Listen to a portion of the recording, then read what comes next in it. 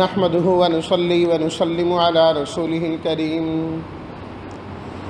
أما بعد فأعوذ بالله من الشيطان الرجيم بسم الله الرحمن الرحيم سورة أنزلناها وفرضناها وأنزلنا فيها آيات بينات لعلكم تذكرون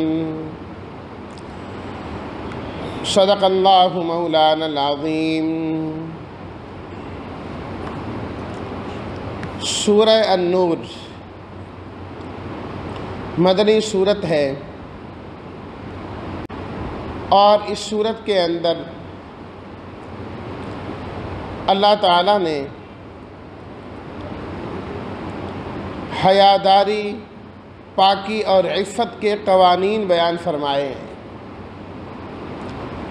13 قوانین اس سورت کے اندر ذکر کیے گئے ہیں۔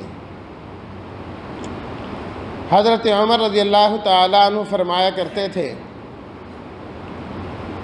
کہ تم اپنی عورتوں کو سورہ نساء اور سورہ النور ضرور سکھایا کرو۔ ویسے تو سارا قرآن سیکھنا چاہیے ان کو، مردوں کو بھی عورتوں کو بھی، لیکن سورہ نساء اور سورہ النور جو ہے فرمایا خاص طور پر ان کو سکھایا کرو۔ بہت سارے احکام ہیں جو ان کے ساتھ تعلق رکھتے ہیں۔ اور اس سورت کا دوسرا اور تیسرا رکوع تقریباً 18 آیات بنتی ہیں۔ حضرت عائشہ صدیقہ رضی اللہ تعالی عنہا کے متعلق، ان کی برات کے متعلق یہ آیات نازل ہوئی ہیں۔ حضرت عائشہ رضی اللہ تعالی عنہ فرماتی ہیں کہ غزوہ بنی المصطلق سے واپسی پر آپ علیہ الصلاۃ والتسلیمات نے رات کو ایک جگہ قیام کیا، اور صبح فجر سے پہلے آپ نے فرمایا کہ چلو کوچ کرو، تیاری کرو۔ تو سب تیاری کرنے لگے۔ میں بھی قضاء حاجت کے لیے گئی۔ جب واپس آنے لگی تو میں نے دیکھا کہ میرے گلے کا جو ہار ہے وہ ہار غائب ہے ہی کوئی نہیں۔ میں اسے ڈھونڈنے لگی، اتنی دیر میں قافلہ چلا گیا، انہیں معلوم ہی نہ ہوا۔ حضرت عائشہ صدیقہ رضی اللہ تعالی عنہ فرماتی ہیں کہ میں بڑی کمزور سی تھی، وزن میرا زیادہ نہیں تھا۔ کجاوے میں بیٹھ جاتی تھی، 2-3-4 آدمی ملے اور کجاوا اونٹ کے اوپر رکھ دیتے تھے۔ تو فرماتی ہیں ایسا ہی ہوا، انہوں نے کجاوا اٹھایا اور اوپر رکھ دیا۔ جب کئی آدمی ایک چیز کو اٹھائیں تو سب کا زور نہیں لگتا، اتنا محسوس نہیں ہوتا۔ تو سب نے کہا بیٹھی ہیں، اوپر رکھ دیا اور قافلہ چل پڑا۔ فرمایا میں وہاں اکیلی رہ گئی۔ میں نے یہ سمجھداری کی کہ میں اسی جگہ ہی آ کے بیٹھ گئی، میں ادھر ادھر نہیں گئی۔ یہ نہیں کہ میں ان کو تلاش کروں پھر ان کو معلوم ہو وہ مجھے تلاش کریں، ادھر والے ادھر اور ادھر والے ادھر۔ اس طرح کبھی ملتے نہیں ہیں دو، دائیں والا بائیں پہنچ جاتا ہے، بائیں والا دائیں پہنچ جاتا ہے، گھوم گھما کے۔ ایک اپنی جگہ رک جائے، دوسرا گھوم کے وہیں پہنچ جائے گا۔ فرماتی ہیں کہ آپ علیہ الصلاۃ والتسلیمات کی یہ عادت مبارکہ تھی کہ آپ جب سفر پر جاتے تو 1-2 آدمیوں کی آپ ڈیوٹی لگاتے کہ وہ قافلے کے ساتھ ساتھ نہیں، قافلے سے پیچھے چلا کرے۔ اس کا فائدہ یہ ہوتا کسی کی کوئی چیز گر جاتی، رہ جاتی، کوئی مسئلہ ہوتا تو وہ پیچھے سے آ رہے ہوتے اور وہ چیز لے لیتے۔ اس موقع پر حضرت صفوان بن معطل رضی اللہ تعالیٰ عنہ کی ڈیوٹی تھی کہ وہ قافلے سے پیچھے تھے۔ جب قافلہ آگے گیا تو حضرت صفوان رضی اللہ تعالیٰ عنہ آگے۔ فرماتی ہیں کہ میں وہاں پر لیٹی ہوئی تھی کپڑا لے کے، تو انہوں نے آتے ساتھ ہی پڑھا انا للہ و انا الیہ راجعون بتلانے کے لیے۔ تو میں سمجھ گئی کہ وہ جو پیچھے تھے وہ آگے ہیں۔ ان کے پاس بھی سواری موجود تھی، اونٹ موجود تھا، انہوں نے اونٹ بٹھایا اور مجھے اس پر سوار کیا اور چل پڑے۔ سورج نکل آیا، روشنی ہو گئی، اور ہم دوپہر سے پہلے پہلے قافلے کو ہم نے پکڑ لیا جا کے، آپ علیہ الصلاۃ والتسلیمات کے ساتھ ہو گئے۔ رئیس المنافقین عبداللہ بن ابی، اللہ اکبر، منافقین کا تو کام یہ ہے نا کہ کوئی موقع ہاتھ سے جانے نہیں دینا۔ انہوں نے تو عجیب و غریب قسم کی باتیں کرنا شروع کر دیں، تہمتیں لگانا شروع کر دیں۔ حضرت عائشہ رضی اللہ تعالیٰ عنہ فرماتی ہیں مدینہ میں آ گئے ہم، لیکن مجھے کوئی معلوم نہیں ہے کہ کیا ہو رہا ہے۔ ان لوگوں نے طوفان بدتمیزی کھڑا کر دیا، کیونکہ سب جاننے والا تو صرف اللہ ہے نا۔ ان کے متعلق باتیں ہو رہی ہیں، فرماتے ہیں مجھے پتہ نہیں، اور آپ علیہ الصلاۃ والتسلیمات نے بھی اس کے متعلق کوئی بات نہیں فرمائی، خاموش تھے یار۔ تو یہ بھی کوئی ضروری نہیں ہوتا کہ انسان باہر سے جو کچھ سن کر آئے 100% اندر لازمی بتانا ہے، بیوی کا مخبر بن کے ہی رہنا ہے کہ باہر یہ ہوا ہے، اتنی بھی ضرورت نہیں ہوتی ساری باتیں گھر منتقل کرنے کی۔ اس لیے یہ سمجھدار کہتے ہیں نا، جب باہر سے گھر آؤ تو دروازہ بند، باہر کی چیزیں باہر، جب گھر سے باہر نکلو دروازہ بند کرو، اندر کی چیزیں بند، اب وہاں کی چیزیں باہر کہنے کی کوئی ضرورت نہیں ہے۔ حضرت عائشہ رضی اللہ تعالیٰ عنہ فرماتی ہیں کہ حضرت مستہ رضی اللہ تعالیٰ عنہ کی والدہ کے ذریعے سے مجھے اس کے بارے میں کچھ خبر ہوئی۔ جب انہوں نے اپنے بیٹے کو ایک موقع پر، وقت نہیں کہ میں ایک ایک چیز کی تفصیل کروں، اپنے بیٹے کو ذرا برا بھلا کہا، تو میں نے کہا اپنے بیٹے کو بد دعا دینے لگی ہوں؟ کہنے لگی تمہیں نہیں پتہ کہ کیا ہوا ہے؟ میں نے کہا نہیں۔ انہوں نے سارا واقعہ بتا دیا حضرت عائشہ صدیقہ رضی اللہ تعالیٰ عنہ کو، کہتے مجھے اس سے معلوم ہو گیا، اور میری پریشانی میں تو بہت زیادہ اضافہ ہوا کہ یہ کیا ہے۔ میں نے آپ علیہ الصلاۃ والتسلیمات سے اجازت لی کہ میں اپنے ماں باپ کے گھر میں جانا چاہتی ہوں، اگر آپ اجازت دیں۔ آپ نے اجازت دے دی، میں آ گئی۔ تو وہاں میں نے جا کے اپنی پریشانی کا اظہار کیا کہ ایسی ایسی بات ہوئی۔ ماں نے تسلی دی، بیٹی گھبرانے کی ضرورت کوئی نہیں ہے، تیری جیسی جو عورتیں ہوتی ہیں نا، ان پر حسد کرنے والے بڑے ہوتے ہیں، کوئی بات نہیں، یہ ہوتا رہتا ہے، صبر کرو۔ کہتے لیکن میری پریشانی تو بڑھتی جا رہی تھی۔ آپ علیہ الصلاۃ والتسلیمات تشریف لائے، اور ادھر جو ماحول ہے سارا، منافقین تو اس چیز کو پھیلاتے جا رہے ہیں دن بدن۔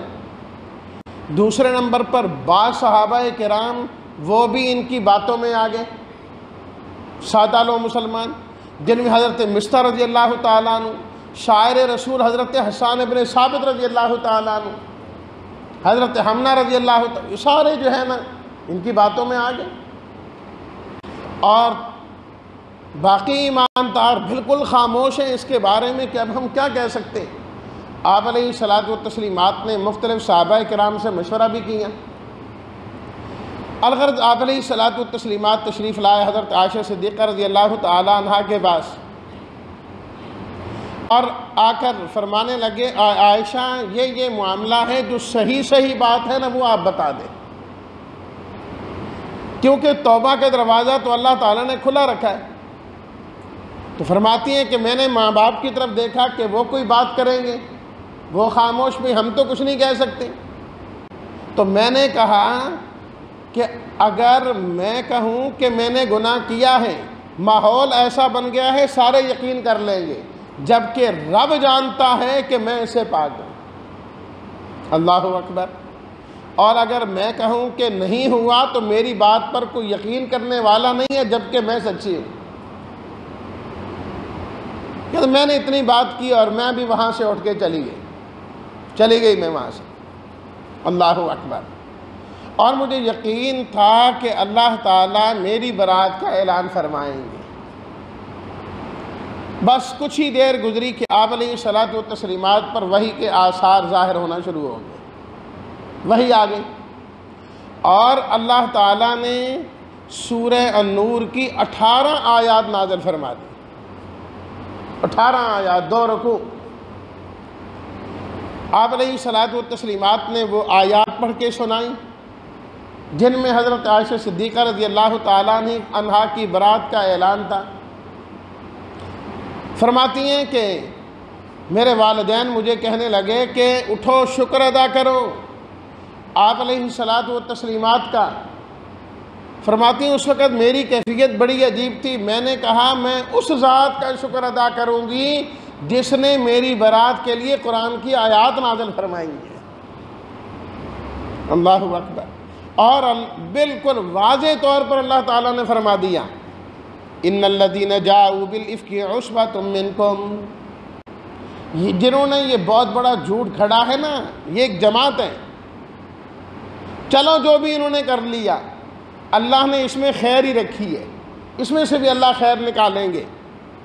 اور پھر اللہ تعالیٰ نے ان کے لیے تو فرمایا لہو عذاب عظیم، ان کو تو دردناک بڑا عذاب ملے گا ان کو، لیکن ایمان والوں کو اللہ نے ڈانٹا، تنبیہ کی، فرمایا ایمان والوں اپنے بارے میں تو بڑے اچھے اچھے گمان رکھتے ہیں، اپنی بڑی صفائیاں بیان کرتے ہیں، اور جب بات آ گئی اللہ کے نبی کے گھر کی تو وہاں خاموش ہو گئے۔ قلتم ما یکون لنا ان نتکلم بہذا، تم کہنے لگے ہم اس میں کلام ہی نہیں کرنا چاہتے، ہم نہیں بولنا چاہتے اس مسئلے میں، کیوں تم نے یہ کہا نہیں بولنا چاہتے؟ تمہیں کہنا چاہیے تھا سبحانک ھذا بہتان عظیم، یہ تو بہتان عظیم ہے، بہت بڑا بہتان ہے۔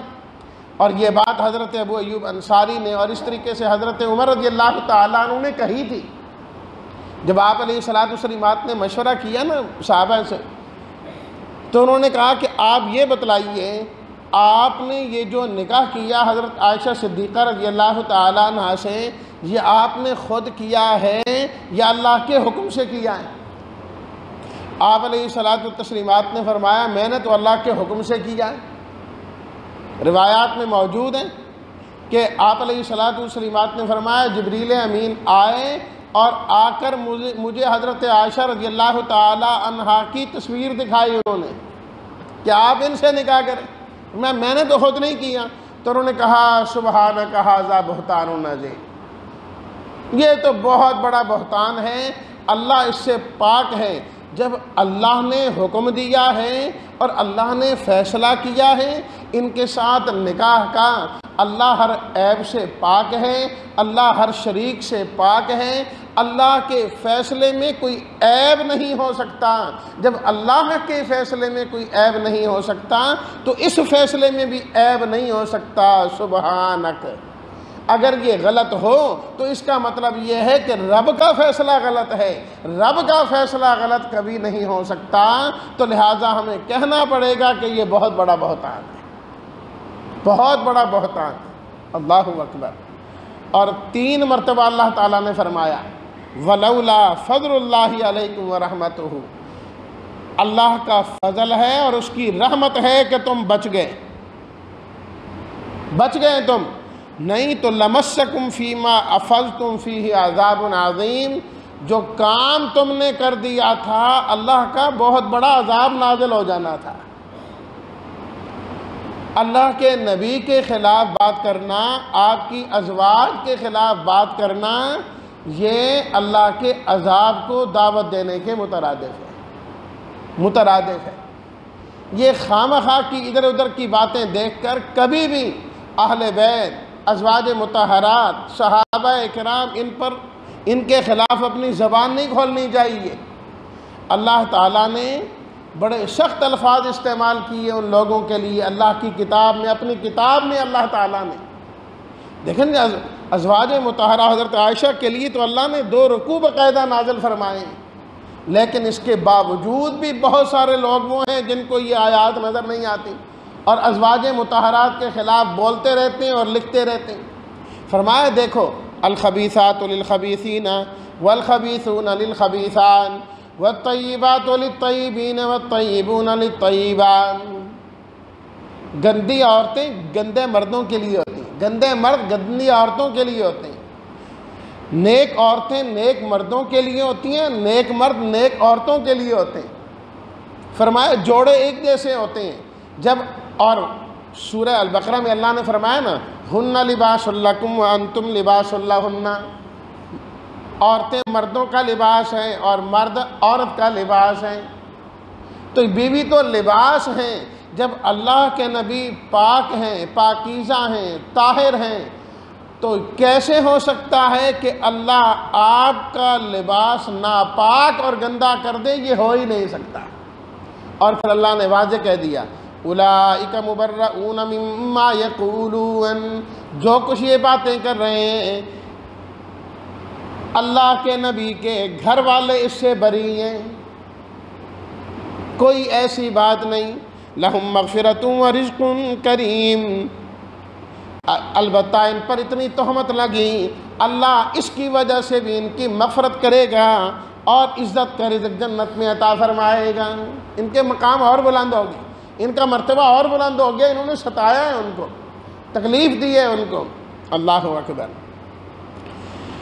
وہ جو حضرت مصطح تھے نا رضی اللہ تعالیٰ عنہ، وہ حضرت صدیق اکبر رضی اللہ تعالیٰ عنہ کے رشتہ دار بھی لگتے تھے، قریبی رشتہ دار تھے اور غریب آدمی تھے۔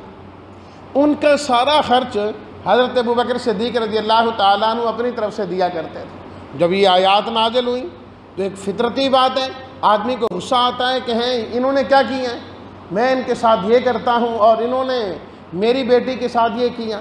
قسم اٹھا لی کہ آئندہ میں نے خرچہ نہیں دینا تمہیں جو دیا کرتا تھا۔ اللہ نے آیت نازل کر دی وَلَا يَأْتَلِ أُولُو الْفَضْلِ مِنْكُمْ وَالسَّعَةِ أَنْ يُؤْتُوا أُولِي الْقُرْبَى، تم میں سے جو فضیلت والے لوگ ہیں، کشادگی والے لوگ ہیں، ان کی شایان شان یہ نہیں ہے کہ وہ یہ قسمیں اٹھائیں کہ میں رشتہ داروں کو، مسکینوں کو اور مہاجروں کو نہیں دوں گا۔ اللہ نے صدیق اکبر کو اولو الفضل فرمایا، فرمایا فضیلت والے لوگوں کی شایان شان نہیں ہے یہ بات، وہ تو برداشت کرتے ہیں۔ وَلْيَعْفُوا وَلْيَصْفَحُوا، چاہیے کہ معاف کر دیں، درگزر کر دیں۔ أَلَا تُحِبُّونَ أَن يَغْفِرَ اللَّهُ لَكُمْ، کیا تم پسند نہیں کرتے اس بات کو کہ اللہ تمہیں معاف کر دیں؟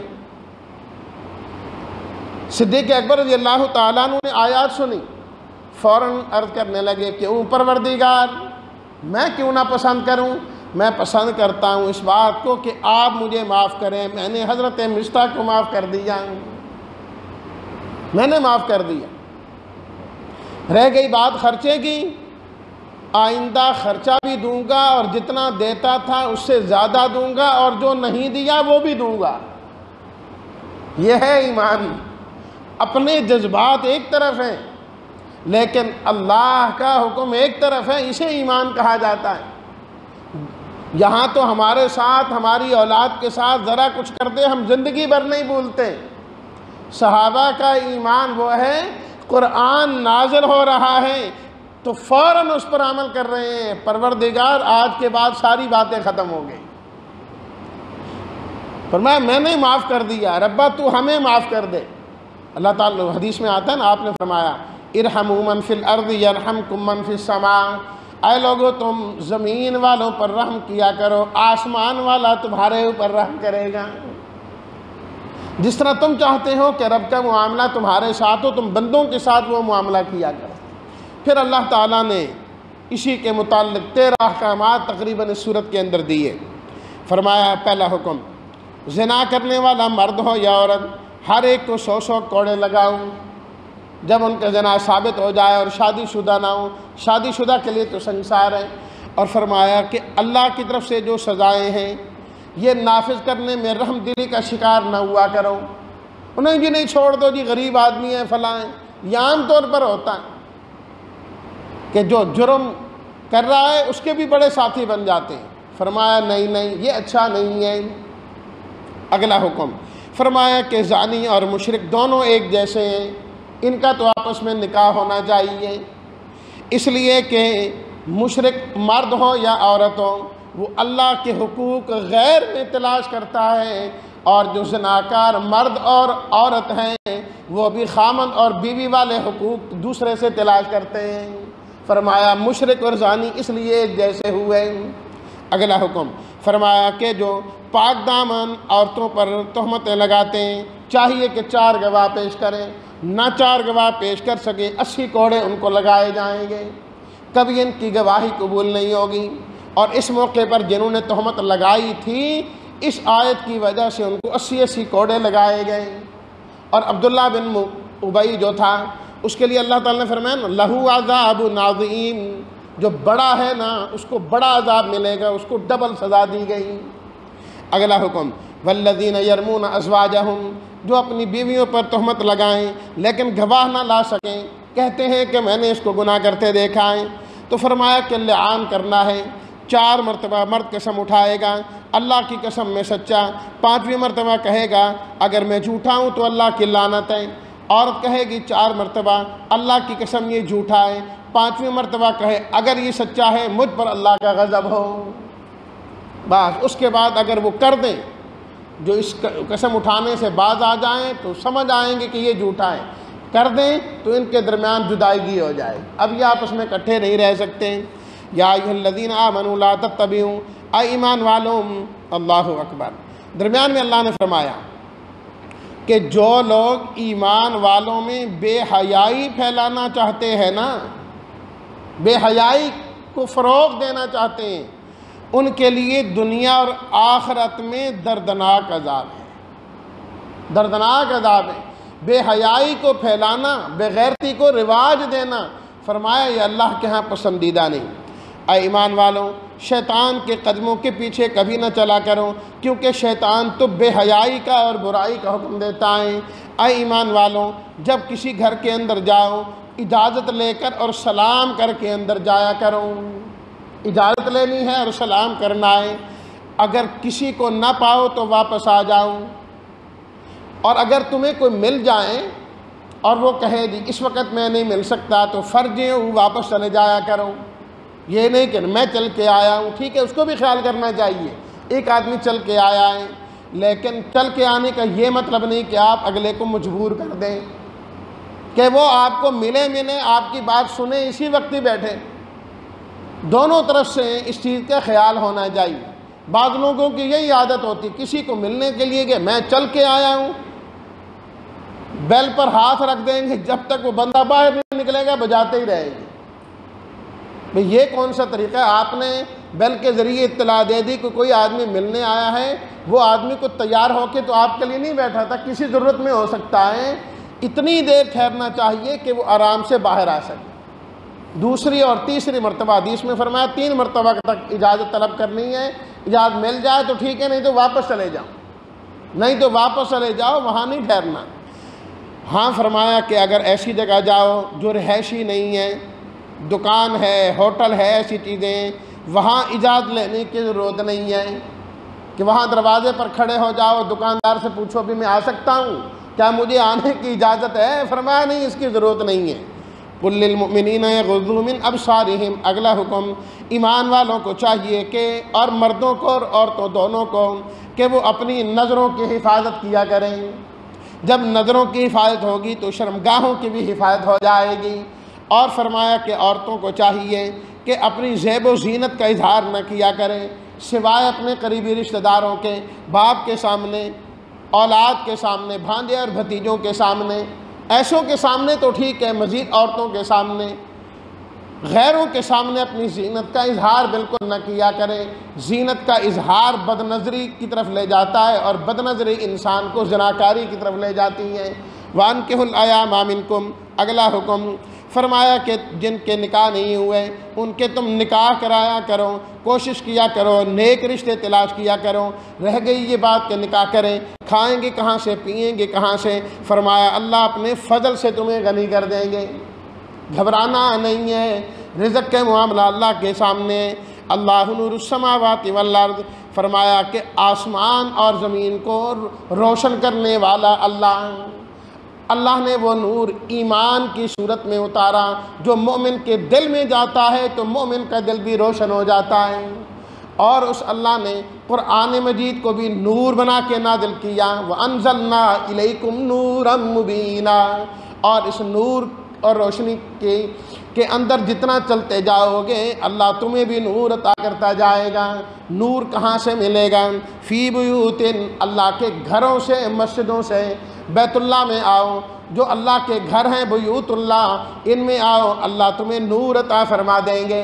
فرمایا کہ اللہ کے جو گھر ہیں ان کی رفعت ہونی چاہیے، عظمت اور بلندی ہونی چاہیے، یہاں صبح و شام اللہ کا ذکر ہونا چاہیے۔ پھر اللہ تعالیٰ نے صحابہ کرام کی تعریف بیان کی، فرمایا کہ یہ ایسے لوگ ہیں رجال لا تلہیہم تجارت ولا بیع عن ذکر اللہ، یہ خرید و فروخت بھی کرتے ہیں، تجارت بھی کرتے ہیں، لیکن اس کے باوجود ان کے یہ کام مسجدوں کو آباد کرنے سے، نماز قائم کرنے سے، زکوٰۃ ادا کرنے سے نہیں روکا کرتے ہیں۔ یہاں تو ہے نا جی، کیا کریں، ڈیوٹی کرنی ہے جی، کیا کریں، رزق بھی کمانا ہے۔ فرمایا کہ یہ ساری چیزیں ہیں لیکن اللہ کے گھروں کو بھی آباد کرنا ہے۔ اور ایسے لوگ فرمایا اللہ ان کو ان کے عمل کا بدلہ تو دیں گے وَيَزِيدُهُم مِّن فَضْلِهِ، اللہ اپنے فضل سے اور زیادہ عطا فرمائیں گے، اور زیادہ ان کو مل جائے گا۔ اور اللہ تمہارا محتاج نہیں، فرمایا کہ آسمان زمین ان کی مخلوقات یہ ساری چیزیں اللہ کی تسبیح بیان کرتی ہیں۔ وَالطَّيْرُ صَافَّاتٍ، فرمایا پرندوں کو دیکھتے نہیں کس طرح صف باندھے رب کی عبادت کر رہے ہوتے ہیں، 100 200 400 پرندہ کس طرح اکٹھا جا رہا ہوتا ہے۔ فرمایا تمہیں تو یہ نظر آتا ہے کہ یہ ایک علاقے سے اڑ کر دوسرے علاقے میں جا رہے ہوتے ہیں۔ فرمایا ہم سے پوچھو تو یہ صف باندھ کر اللہ کی عبادت کر رہے ہوتے ہیں۔ یہ تم تو کہتے ہو کہ چڑیاں چہچہاتی ہیں، کوا کائیں کائیں کرتا ہے، فرمایا یہ تمہارے لیے کرتا ہے، ہماری سمجھ میں یہ ہماری عبادت کرتے ہیں۔ کُلٌ قَدْ عَلِمَ صَلَاتَهُ وَتَسْبِيحَهُ، یہ سب جانتے ہیں ہم نے اللہ کی عبادت کیسے کرنی ہے۔ فرمایا یہ ساری چیزیں تو اللہ کی تسبیح بیان کر، یہ بندوں میں ہے، بندوں میں کوئی بندہ مانتا ہے، کوئی بندہ نہیں مانتا، کوئی مومن ہے، کوئی کافر ہے، کوئی منافق ہے۔ فرمایا باقی مخلوق میں یہ کوئی نہیں کہ یہ چڑیا جو ہے مومن نہیں ہے، کافر ہے، یہ کوا ایمان والا نہیں ہے۔ فرمایا نہیں، پوری کائنات کی ساری مخلوق اللہ کی تسبیح کے اندر مشغول ہے، چاہے وہ امریکہ میں ہو، چاہے وہ کسی اور ملک میں ہو، وہاں کے رہنے والے پرندے بھی مسلم ہیں۔ وَلَهُ أَسْلَمَ مَنْ فِي السَّمَاوَاتِ وَالْأَرْضِ، آسمان زمین میں جتنے ہیں سب اللہ کی فرما برداری کرتے ہیں۔ ایک انسان تو ہے کہ تو منہ موڑتا ہے۔ فرمایا منافق نہ بننا، منافق کا کام یہ ہے اگر اسے پتہ لگے کہ ایمان میں دین میں فائدہ ہے تو بھاگتا آتا ہے، اور اگر پتہ لگے کہ میں پھنس جاؤں گا تو دور بھاگتا ہے۔ فرمایا یہ کوئی بات نہیں۔ یا ایھا الذین آمنوا، اے ایمان والو، اگلا حکم 3 اوقات میں، فجر سے پہلے، دوپہر کے وقت میں اور عشاء کے بعد، 3 اوقات میں تمہارے بچے اور تمہارے غلام بھی تم سے اجازت لے کر تمہارے پاس تمہارے کمرے میں آیا کریں، بغیر اجازت کے ان اوقات میں وہ بھی نہ آئیں۔ فرمایا بچے جو بالغ ہو جائیں وہ بھی اسی طریقے سے۔ اگلا حکم، عورتوں نے پردہ تو کرنا ہے لیکن بہت زیادہ جو بوڑھی ہو جائیں ان کے لیے پردے کی ضرورت نہیں ہے، لیکن پردے کا یہ مطلب نہیں ہے کہ وہ کپڑے اتار دیں، غیر متبرجات بزینہ، زیب و زینت کا اظہار نہ کریں۔ اگلا حکم فرمایا کہ وہ آدمی جو نابینا ہے، لنگڑا ہے، بیمار ہے، نہیں کما سکتا، یا خود تم صحت مند بھی ہو، اپنے گھروں سے، باپ دادا کے گھر سے، ماں کے گھر سے، بھائی کے، بہن کے، چچا پھوپھی خالہ کے گھر سے کھاؤ تو یہ کوئی گناہ والی بات نہیں ہے۔ اپنے دوست احباب سے تم کھاؤ، صدیقکم، یہ کوئی گناہ والی بات نہیں ہے۔ فرمایا کہ ایمان والوں کو چاہیے جب اجتماعی کام سے انہوں نے جانا ہو تو اللہ کے نبی سے اجازت لے کر جایا کرو، بغیر اجازت کے نہیں جانا چاہیے، اور ہمارے نبی کی تعظیم بھی کیا کرو۔ لا تجعلوا دعاء الرسول بینکم، فرمایا ہمارے پیغمبر کو اس طرح نہ بلایا کرو جس طرح تم آپس میں ایک دوسرے کو بلاتے ہو، یہ توہین ہے۔ اپنے آپ کو اوئے توئے کر کے بلاتے ہو، میرے پیغمبر کو اوئے توئے کر کے بلانے کی یاد نہیں۔ ایک دوسرے کا تم نام لیتے ہو، میرے نبی کا نام لے کر تم نہ بلایا کرو، تعظیم اور عظمت بجا لایا کرو۔ سورہ فرقان میں 3 مرتبہ اللہ تعالیٰ نے فرمایا تبارک الذی، برکت دینے والا اللہ ہے، ہمیشہ وہی برکتیں دے گا۔ نزل الفرقان، جس نے قرآن کو نازل کیا، برکت بھی وہی دے گا۔ اللہ اکبر، فرمایا کہ وہی برکت دینے والا ہے۔ اگر اللہ تعالیٰ چاہتا تو آپ کے لیے باغات اور نہریں اسی دنیا میں بنا دیتا، لیکن ہم نے آپ کے لیے آخرت میں ساری نعمتیں رکھی ہوئی ہیں، اور دنیا کے اندر ہم نے آپ کو قرآن کی نعمت عطا کی جو سب سے بڑی دولت ہے۔ ان فضلہ کان علیک کبیرا، یہ اللہ کا بہت بڑا فضل ہے کہ اس نے آپ کو کتاب عطا کی ہے، تھوڑی تھوڑی کر کے نازل کی، کٹھی بھی نازل نہیں کی۔ یہ برکت کس کو ملے گی؟ تیسری مرتبہ پھر فرمایا تبارک الذی جعل فی السماء بروجا، کون برکت حاصل کرے گا؟ اللہ کے بندے جو ہیں وہ برکت حاصل کریں گے۔ اللہ تیرے بندے کون؟ فرمایا اس کی پہچان بتا دیتا ہوں، زمین پر وقار سے چلتے ہیں، جاہلوں سے واسطہ پڑ جائے تو سلامتی کی راہ لے لیتے ہیں، رات سجدے اور قیام میں گزارتے ہیں، رب سے دعائیں کرتے ہیں اللہ جہنم سے بچانا، خرچ کریں اسراف بھی نہیں کرتے لیکن بخیل بھی نہیں بن جاتے، اللہ کے ساتھ کسی اور کو شریک نہیں ٹھہراتے، کسی کو قتل نہیں کرتے، زنا نہیں کرتے، اور اگر کوئی گناہ ہو جائے تو توبہ کر کے ایمان لا کر اچھے عمل کرتے ہیں، اور اگر توبہ میں بہت زیادہ اخلاص ہو اللہ ان کی برائیوں کو اچھائیوں سے بدل دیتے ہیں، جھوٹی گواہی نہیں دیتے، لگ باتوں سے منہ موڑا کرتے ہیں، رب کی آیات پڑھی جائیں تو گنگے بہرے بن کے بیٹھے نہیں رہتے، ایمان ان کا تازہ ہوتا ہے، اور رب سے دعا کرتے ہیں ربنا ہب لنا من ازواجنا وذریاتنا قرۃ اعین، اے اللہ ہمیں ہماری بیویوں اور اولادوں سے آنکھوں کی ٹھنڈک عطا کر دیں، اور یا اللہ مجھے متقین کا امام بنا، میں گھر کا سربراہ ہوں، یا اللہ سارے گھر والوں کو متقی بنا دے اور مجھے متقین کا امام بنا دیں۔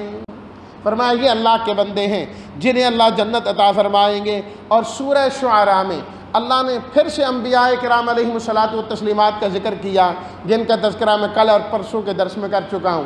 پہلے حضرت موسیٰ علیہ السلام کا، پھر ابراہیم علیہ السلام کا، پھر نوح علیہ السلام کا، پھر ہود علیہ السلام کا، پھر صالح علیہ السلام کا، اور پھر لوط علیہ السلام کا، اور 7ویں نمبر پر شعیب علیہ الصلاۃ والتسلیمات۔ 7 واقعات بیان کیے، اور ہر واقعہ تقریباً اللہ نے ایک جیسی آیات سے شروع کیا، ہر رکوع کی پہلی آیات اور آخری آیات بالکل ایک جیسی ہیں، اور ہر قوم کے بارے میں فرمایا انہوں نے پیغمبروں کو جھٹلایا، جبکہ ایک ایک پیغمبر آئے، لیکن چونکہ سب نبیوں کی تعلیم ایک ہے، ایک نبی کا انکار کرنا سب نبیوں کا انکار کرنا ہے۔ اور پھر آخر میں اللہ تعالیٰ نے 8ویں نمبر پر آپ علیہ الصلاۃ والتسلیمات کا ذکر کیا، اور فرمایا کہ آپ بھی لوگوں کو یہی دعوت دیں، اور خاص طور پر آپ اپنے قریبی لوگ جو ہیں نا، آپ ان کو بھی ڈرایا کریں، جو رشتہ دار ہیں ان کا حق پہ لیں، آپ ان کو بھی ڈر سنائیں۔ اور پھر آپ نے صفا پر کھڑے ہو کر وہ جو واعظ کیا اسی آیت کی وجہ سے۔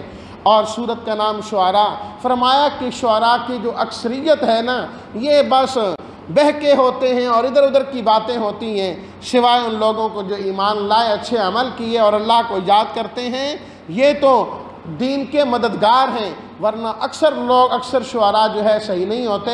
میرے نبی تو ہمیشہ حکمت کی باتیں کرتے ہیں، اس لیے فرمایا کبھی ہمارے نبی پر شاعر ہونے کی تہمت نہ لگانا، یہ تو اللہ کے سچے نبی ہیں، اللہ ہمیں ان کی پیروی کی توفیق عطا فرمائے۔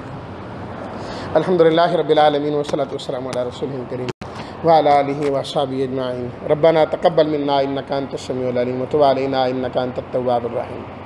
اللہم اعنا علی ذکرک و شکرک و حسن عبادتک، اللہم وفقنا لما تحب وترضى، اللہم اشف مرضانا ومرضى المسلمین، اللہم انا نسألک الجنة ونعوذ بک من النار، اللہم انا نسألک الجنة ونعوذ بک من النار، اللہم انا نسألک الجنة ونعوذ بک من النار۔ وصلی اللہ تعالی علی خیر خلقہ محمد وآلہ واصحابہ اجمعین برحمتک یا ارحم الراحمین۔